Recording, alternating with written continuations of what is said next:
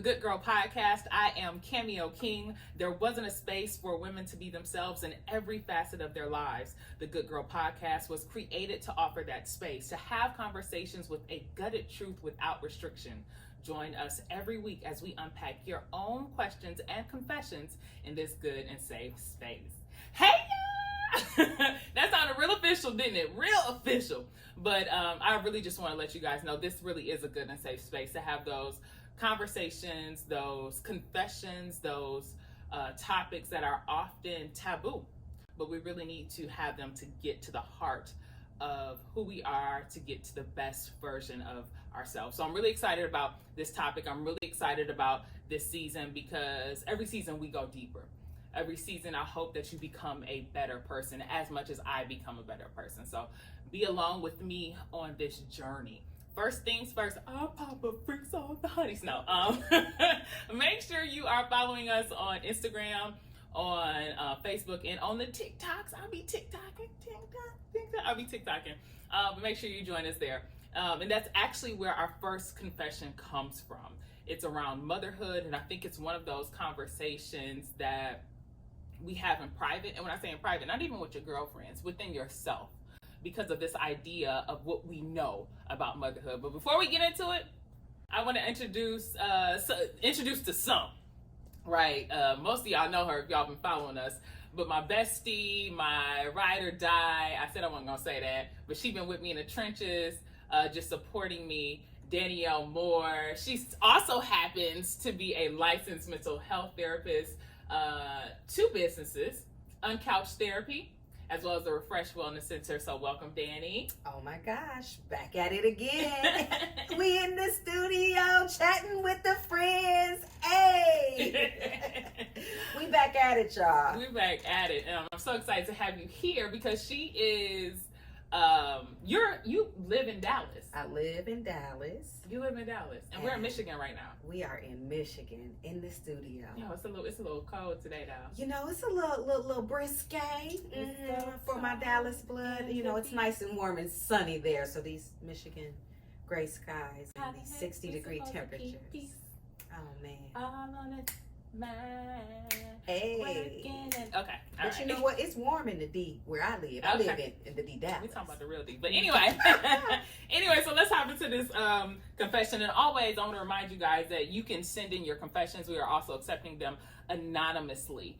So you can submit that anonymously, or if you want to be on the show, you can give us your full name, everything, and we will consider you to be a guest on the show. So let's hop into this confession about motherhood. So I did a little TikTok about this, and it got so much feedback, so much traction, and so I thought to bring it here. I also got a lot of DMs and emails, and so it's a much needed conversation, and I've never heard someone be this raw about motherhood.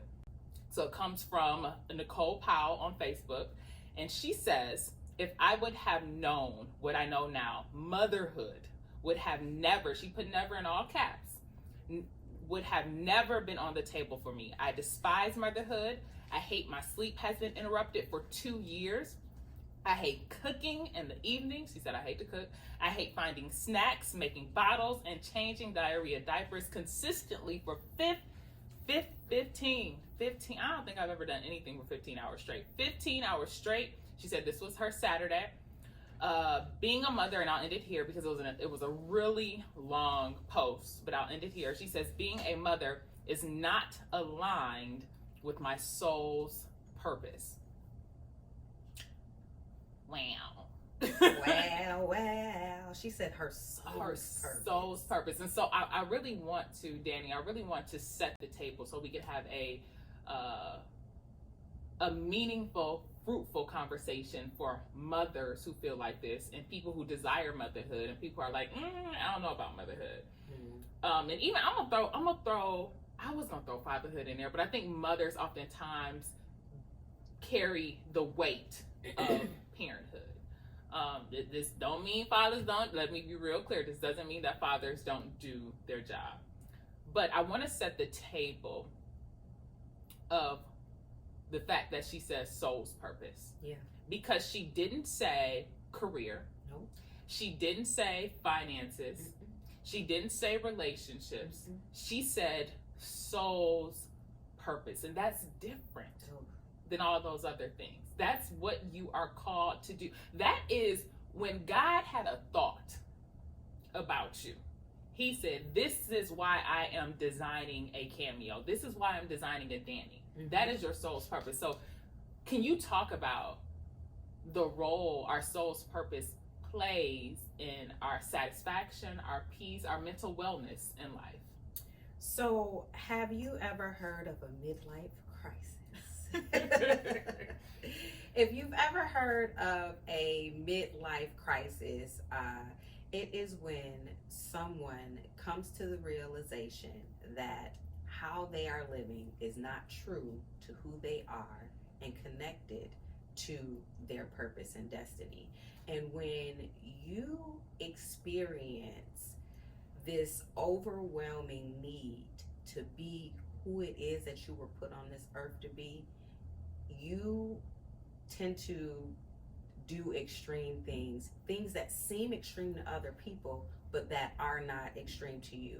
You start to understand the importance of you being able to express yourself. When God created us, He gave us all a specific purpose.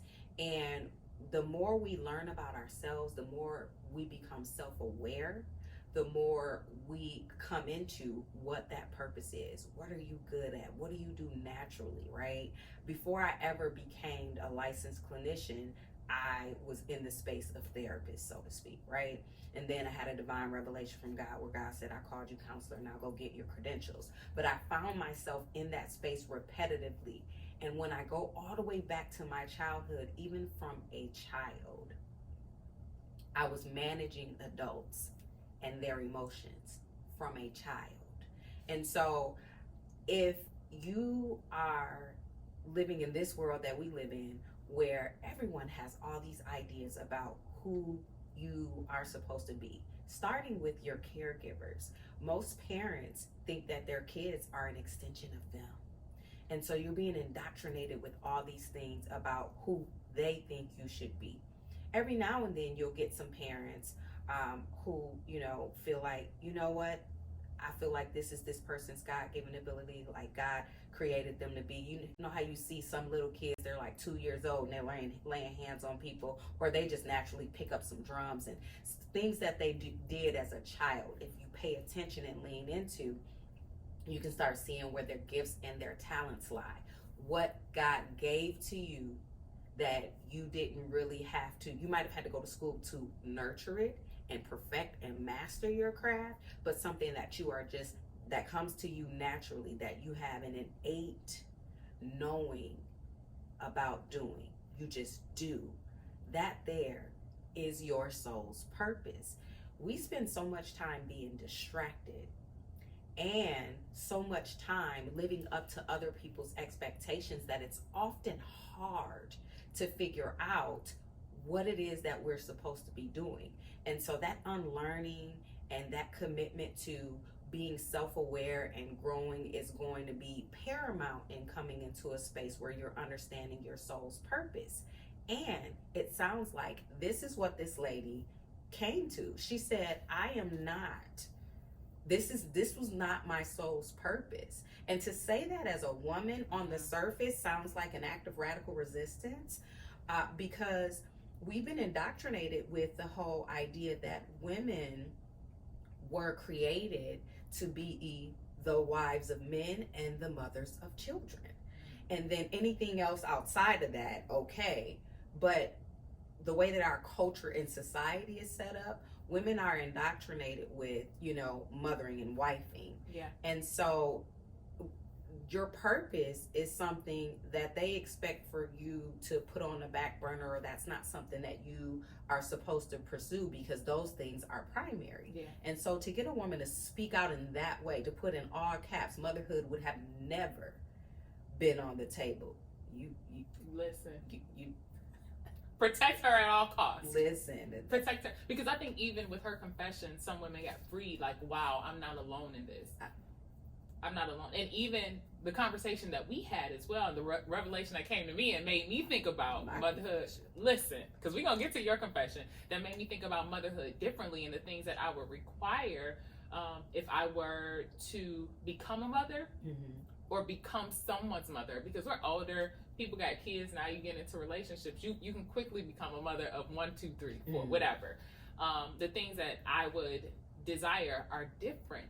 Yes. Because I am afraid of the woman that I would become if I dropped what I am called to do and focused on something else. As you should be. You should be definitely afraid. I made a statement a few years back, and I said, life is not about evading sin. It is about fulfilling purpose. And it would be a sin to leave this earth and not fulfill your purpose. And there are so many things, you talk about distractions, there are so many things in this society that tell us, and that a lot of women repeat, and I think that allows women to digest their decisions.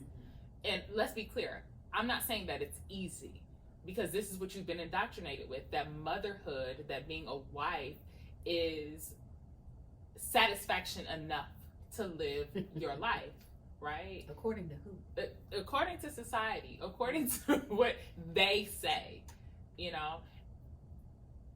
I think it is scary for some women to begin to step out of that. But the truth is, a lot of women, according to not just what Cameo has said, but women who've been on my show, when shows that I haven't aired. I don't air all my shows, y'all. Shows that I haven't aired, private conversations, that you are literally just existing because you know motherhood, and I'll call it wifehood or wife life is what people call it, does not satisfy your soul, and you begin to resent, you know, your husband or your marriage. You begin to resent your kids. And so it's almost like a poison that is eating from the inside out, because you have decided to, or you've succumbed to what society has said is right. Succumb is a good word. Girl, instead of listening, and I want to say this, that it is not easy, because everything around you tells you that motherhood and wifehood, like that is the pinnacle. Yeah. And I don't even know if I still have it in my phone, and then we'll get to your confession, but some woman had posted, she asked a question along the lines of like, what else? I'm looking for it. I may just try to refer to it. She said something like, what else do y'all do? I find satisfaction in motherhood and being a wife. I have no desire to live for anything else.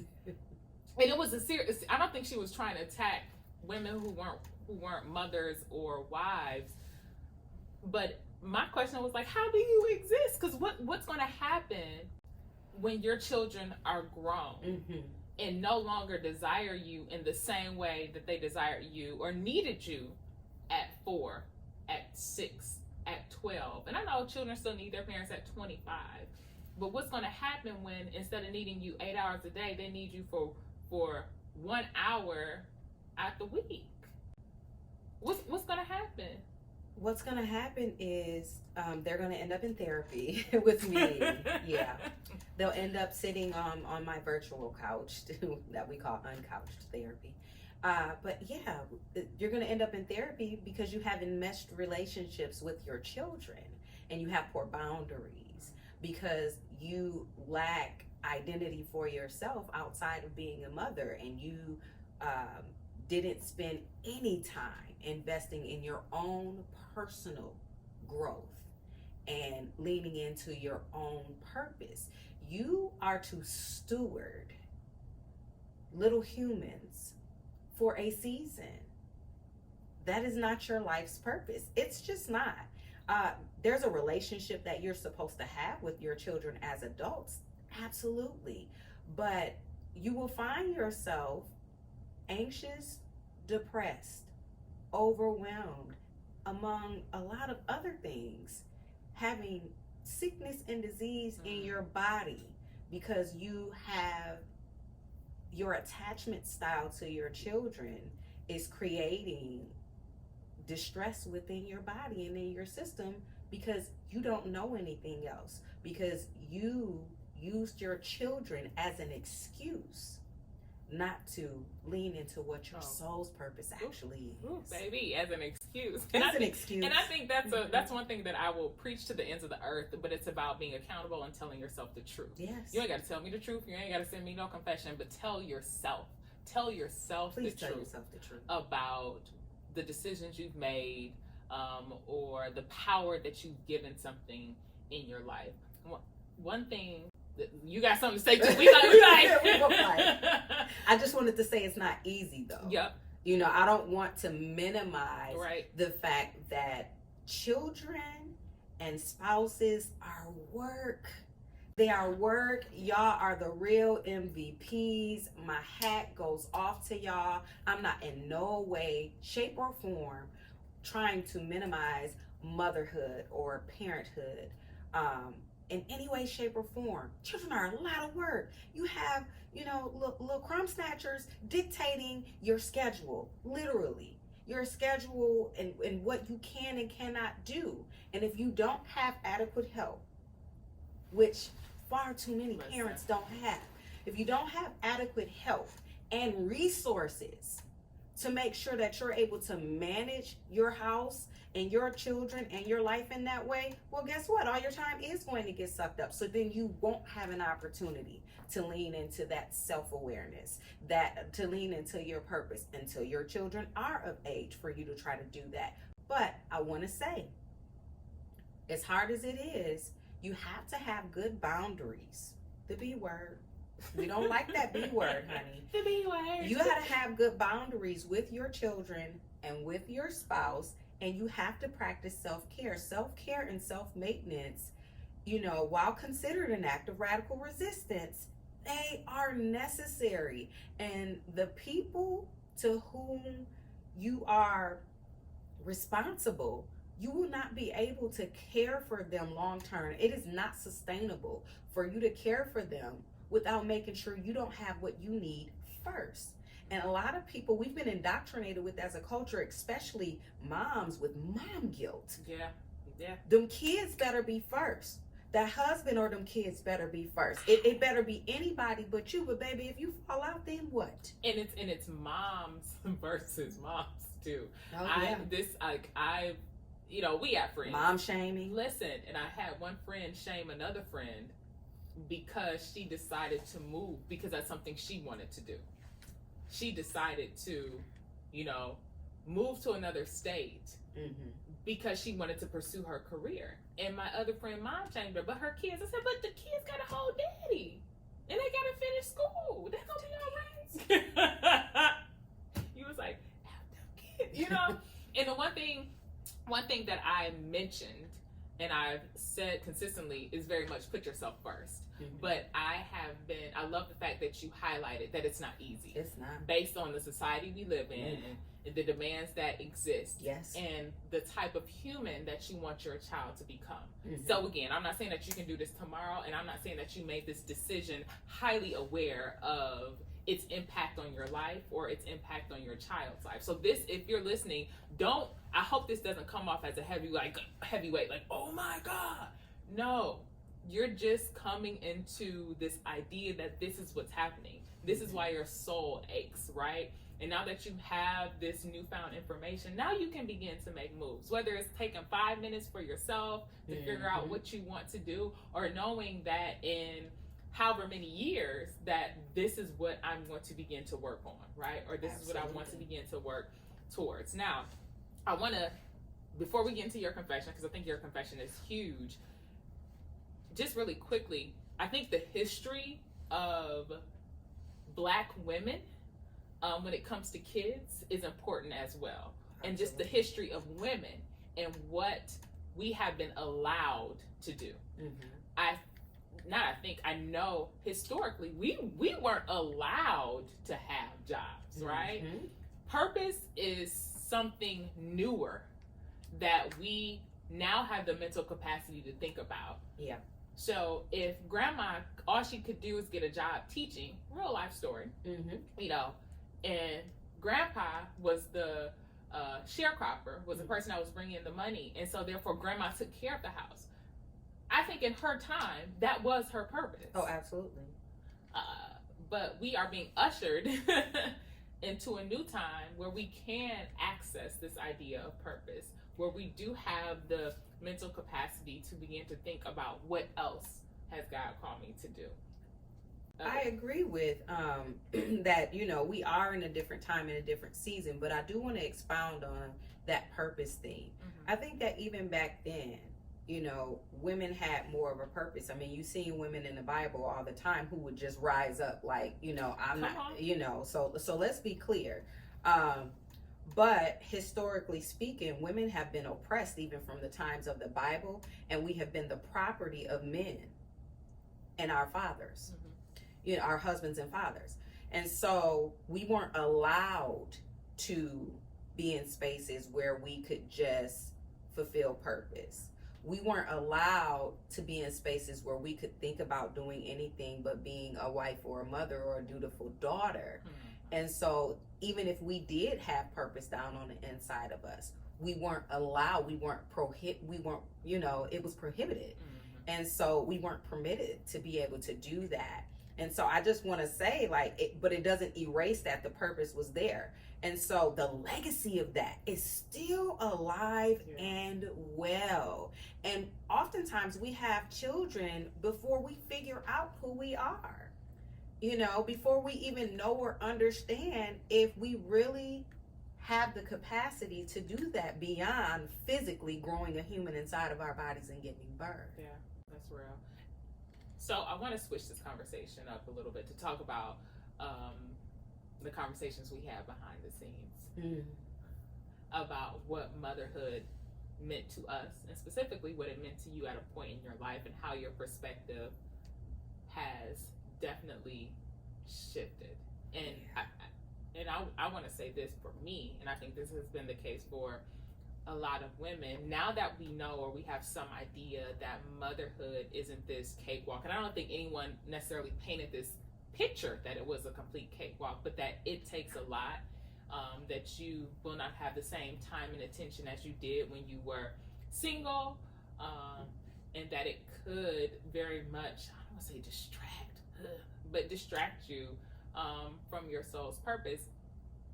Like, if I decide to create another human with someone I'm with, like, I need, baby, we gotta have a housekeeper, we gotta have a nanny, if you still want me to be the best version of myself.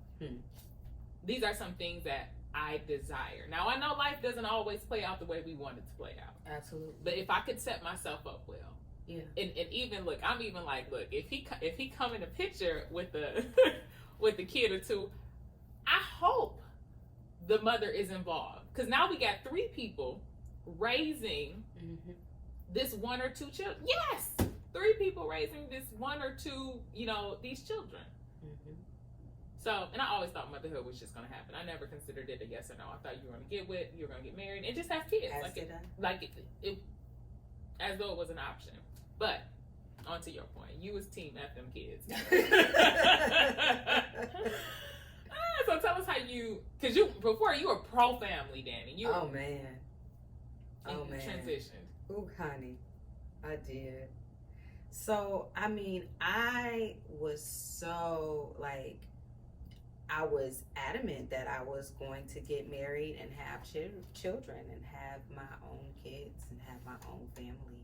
I was very, very much so looking forward to doing that, and I've come to the realization through more self-awareness, through therapy, because yes, I'm a therapist who's in therapy, and just my healing journey, that really I wanted to have my own children and my own family to kind of restore, not to kind of restore, to absolutely restore the family dysfunction that I experienced. I wanted to be able to have my own family, to heal the areas where I've been traumatized as a child and as an adult and as a person. I wanted to be married, to heal that void of, feeling abandoned and what have you, just to kind of address some of the trauma that I experienced. And now that I am, on this side of the healing journey, because we are ever evolving. F them kids. Can I read what you? I should have you look at it first. I'm like, can I read what you sent me in my DM? You sure can read it, honey. So she said, listen, self-awareness has me here. I had to say to myself, girl, you don't want none of that shit. And only wanted it to attempt to correct the trauma that you experienced with your own family dysfunction. Mm-hmm. I am finally choosing me and not connecting my identity to being a wife and mother. I am officially team #F them kids. She ain't say F. She used a whole word. F them kids. After years, mind you. And I've known Danny, and you've always, after years of longing to have my own family. I love it here. And so I think after years of longing to have my own family. I love it here. I recognize that with managing what it takes for me to show up and be who it is that I am, I'm a called to affect positive change in the lives of people who have mental health needs, which means I have to be on top of my own mental health. I don't have the capacity to be here, there, and everywhere with, an independent variable that can just completely disrupt at any given time. Wow, yeah. Not with the level of work that I do. Mm-hmm. Children are disruptive. Mm-hmm. And as much as I love my nephew sons, my god babies, my nieces and nephews, baby, I am grateful at this point in time in my life that I didn't physically give birth to children. I'm also grateful that I didn't give birth to children at a time in my life where I might have been a less than great parent, and that I might have traumatized my child because I was smothering them, trying to make sure that they weren't traumatized because of the trauma that I experienced. And that's I think central to your confession, and something Absolutely. That I want folks to take home and really think about, just how important self-awareness is in our process to becoming who we're called to be and how we impact our children. Because a lot of folks, whether we know it or not, we have children and we make decisions out of our trauma. Yes. Trying to fix our trauma. I told you just earlier, I was dating a guy and he said he wanted kids. And I said, why do you want kids? He said, well, I want to fix what happened to me. No, and sir. I said, baby, no, you can't, you go to therapy for that. You can't do that. And just not being aware of who we are, of our triggers, of our trauma, can cause us to make life-changing decisions that do not solve anything. Nothing. But cause more disruption and pulls us further away from our purpose and what God has called us to do. I'd like to say on the flip side of that, I've shared this in a previous podcast episode, that the actual reason that I, don't have a living, breathing little human is because, the time that I did get pregnant and I chose to terminate was directly connected to my trauma. I literally stood in the abortion clinic and talked to my baby. And at this point in time, I had no credentials. I had taken, I had 12 college credits or something. And I came to the realization that I did not want to be with my child's father. I'd actually broken up with him and then found out that I was pregnant. And I came to the conclusion that my child would have to constantly be in the care of somebody else while I was in school and working to make sure that I could provide a better life for them. And immediately my trauma showed up and said, no ma'am, no ma'am. I couldn't handle the idea that somebody could do what had happened to me as a child. And as a child, I experienced physical abuse, sexual abuse, emotional abuse, all of these things, and I ended up in foster care.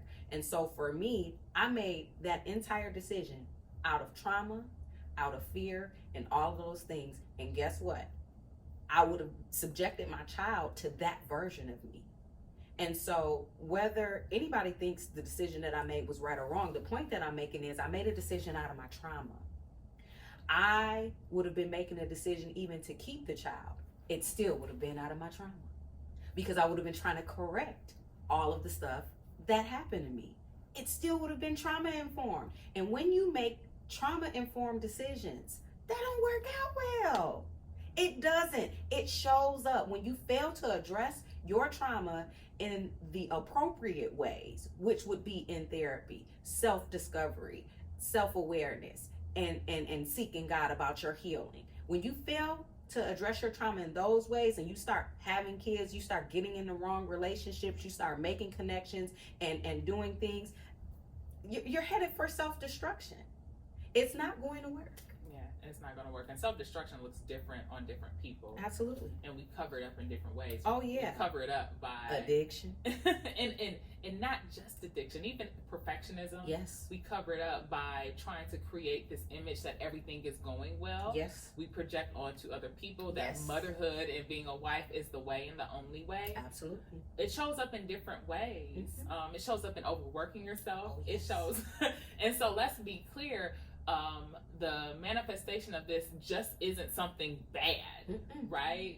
It's so much more. And also what I want to do is I don't want you to think that if you decided to become a mother, right? If you made this decision that this is the end, that I made this big wrong, like God's grace is still sufficient. Yes, it is. God knew you were going to make these decisions before. God, like everything, omniscient. God knew the circumstances that would create the person that you are now. And God is going to use that to call you to your purpose. God is going to use, but the first step, y'all, you gotta be honest.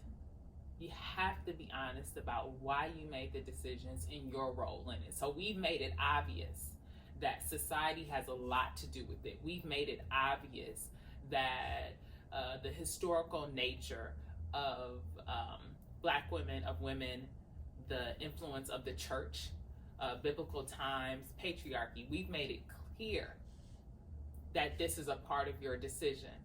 But there's also a role that you played in it. And that is your, again, you ain't got to tell it to me. You ain't got to tell it to your mama. You ain't got to tell it to tell it to yourself and audibly say, this is what, that is your first step. This is why I made this decision, or this is why I continue to make this decision. That is your first step in getting free and becoming who you're called to be and walking in your purpose. Because what we don't want to do is what I mentioned earlier. We don't want this poison of a lie to continue to eat away at you. We don't want that to happen. We want you, because I need you. What's the song in church? I need you. You need me. Because, yes. Because your purpose, whether you want to believe it or not, affects the world. Yeah. It could affect me, my mama, my future kids. Who knows? It's going to show up. And I say that selfishly, because if your purpose is connected to me and you caught up in something, I'm coming for you. But it's I just don't believe it's ever too late. So I just want to encourage you to be honest. And it has to be, because you can even go to therapy. But if you're not honest with your therapist, ooh, can we just? You can lie to your therapist, and your therapist can prescribe you something or ask you certain questions. But if you're not honest with her, I can't help you. I cannot help you if you are not honest. People show up in therapy and waste their money or waste their insurance benefits. I find that, people who, pay, there are a lot of people who just pay for therapy out of pocket. They are very much so committed, and they tend to show up differently. And there are a lot of people, of course, who have benefits that show up differently too, but far too many people come into therapy plain. Yeah. Coming to therapy, not being honest with themselves, coming to therapy, not really wanting healing, just wanting someone to be, a sounding board or agreeable to whatever it is that they feel like venting about in that space. The goal of therapy is to help you to come to your own conclusions and to get you into a space where you can get to your desired outcomes. And if you are not honest with me, if you are not honest with yourself, I cannot help you. Cannot help you.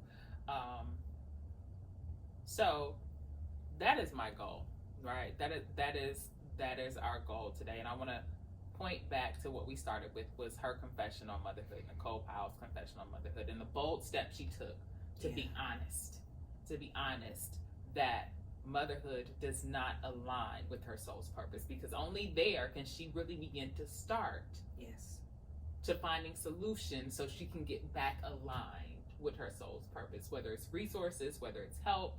And let's be clear, these are some things that also came up on the TikTok, things that people said, like, well, you just need supporting, which could be true, additional support, but it's something about that soul's purpose. It's something about that. If you do something, I don't care how much support, how much help you have, if it's not aligned with your soul's purpose, it ain't gonna work. It's not gonna work. So thank you for listening. I hope this really impacted your life, touched your spirit. As always, I'll include information to connect to Uncouched Therapy. And if you're in the Dallas area, to connect to the Refresh Wellness Center. If you're in Texas at all, I service the entire state of Texas. All of our sessions are virtual, and so you can log on to refreshwellnesscenter.com, uncouchtherapy.com, Danielle Moore, LCSW.com. And we'll definitely connect you. As always, don't forget to follow us on Instagram at The Good Girl Podcast, on TikTok, The Good Girl Podcast, and most importantly, we welcome your confessions. I'm Cameo King, and thank you for listening to The Good Girl Podcast.